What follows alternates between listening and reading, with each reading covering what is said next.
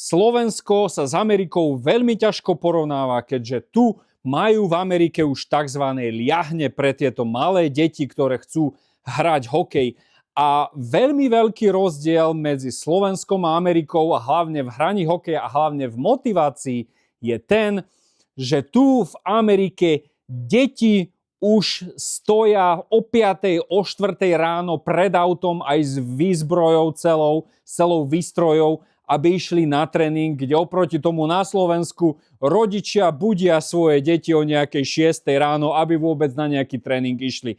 Takže motivácia tu v Amerike tých detí je obrovská, kde na druhej strane je hlavne na Slovensku motivácia rodičov, aby ten chlapec bol možno hokejista a možno sa dostal do NHL. Takže taký je veľký rozdiel. Tu sú tie liahne a robia tu veľmi veľa turnajov pre mladých chalanov. Okolo 14, 15, 16, 17 rokov sú tu turnaje veľké, ktoré sa konajú raz do roka v štáte Michigan. Sú to obrovské turnaje, kde je niekoľko tisíc týchto detí, týchto mladých chalanov, ktorí proti sebe hrajú jeden druhému. A najväčší kompetitor je tu samozrejme Kanada, takže tešíme sa na nedeľu proti Kanade a dúfame, že to Amerika vyhrá.